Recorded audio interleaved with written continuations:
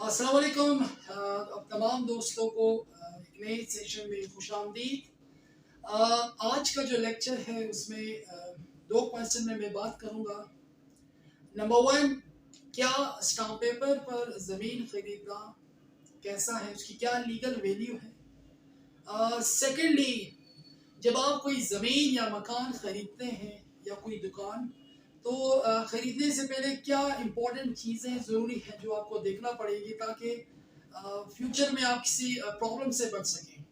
सबसे पहले दोस्तों, बड़ा इम्पोर्टेंट है, कोई भी ज़मीन जब आप ख़रीदते हैं उसका रिकॉर्ड चेक करना बड़ा लाजमी होता है।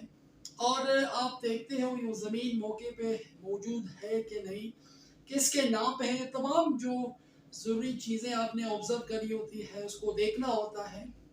अब अमूमन हमारे यहाँ प्रॉब्लम क्या है, स्टाम्प पेपर पे लोग खरीद फरोख्त काफ़ी ज़्यादा होती है। यकीनन स्टाम्प पेपर की अपनी एक लीगल वैल्यू भी है। जब कभी आप कोई मकान या स्टाम्प पर्टिकुलरली कोई ज़मीन आप खरीदते हैं, कोई ऐसी ज़मीन जिसका कोई रिकॉर्ड नहीं है, फॉर एग्जांपल उसका कोई इंतकाल नहीं है, मगर वो ज़मीन आपके कब्जे में या बेचने वाला जो भी है उसके अपनी ज़मीन है, इनहेरिटेड प्रॉपर्टी है, उनके वालिदैन परदादा की जानिब से वो प्रॉपर्टी उनको मिली है, इज द ऑनर, वो ऑनर है, इसमें कोई शक नहीं कि वो ऑनर है।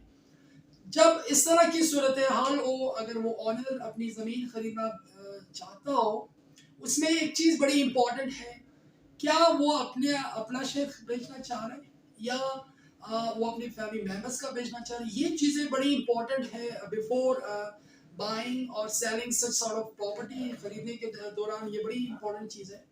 जब आप ये चीज़ें देखते हैं, इस चीज़ों के बारे में आपकी यकीन दहानी हो जाती है कि वो बंदा जो बेचने वाला है, इस बाबत कोई इशू नहीं, वो अपने हिस्से की वो ज़मीन बेच रहा है और लीगली वो उसके नाम पे है, उनके वालिदैन की तरफ से उन्हें वो ज़मीन मिली है और कोई इस तरह का इशू नहीं कि वो ज़मीन किसी और से उन्होंने स्टाम्प पेपर पे खरीदी है।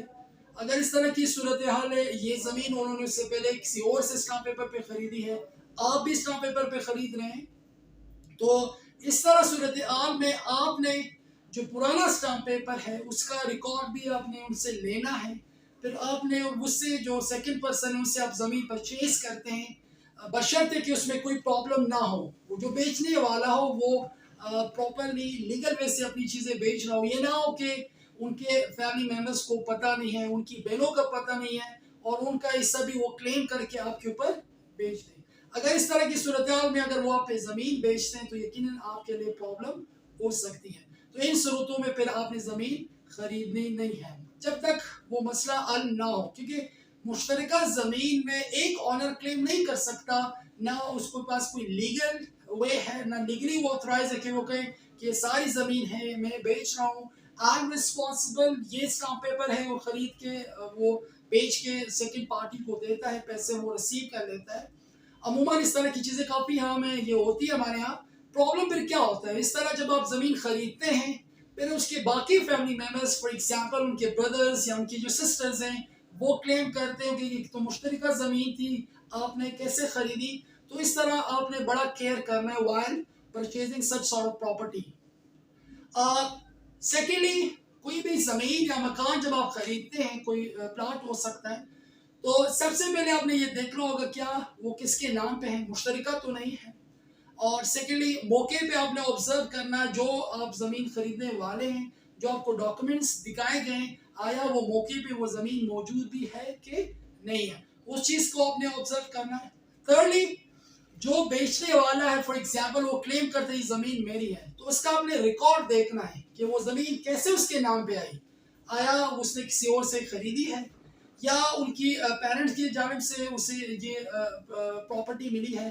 तो मतलब ये रिकॉर्ड सारा आपने ऑब्जर्व करना है, सारी चीज़ें आपने देखनी है। जब आप ये सारी चीज़ें देखेंगे, so you won't have any issue while paying. जब आप पेमेंट करते हैं ज़मीन खरीदने के दौरान, जो भी ट्रांजेक्शन्स वगैरह हैं उसका रिकॉर्ड आपने सारा अपने पास रखना है।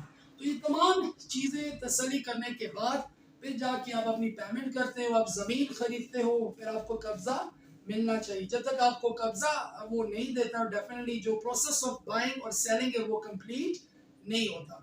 तो व्यूअर्स, ये बड़ी इंपॉर्टेंट चीज़ें थी जो मैंने आपके साथ शेयर की। जब भी आप कोई ज़मीन खरीदते हैं तो रिकॉर्ड के बाबत अपनी क्लियरेंस क्या करें, और ये ना हो कि कल आप कोई ज़मीन खरीदते हैं फिर जाके कोर्ट में कोई और क्लेम कर देता है। वो इशू ये है कि लोगों को while buying and purchasing property they don't take care. आपने इस बाबत अपनी अपनी चीज़ें अपने बड़ा ख्याल रखना है कि ये इशू ना हो, तब जाके आप कोई प्रॉब्लम से बच सकते हैं।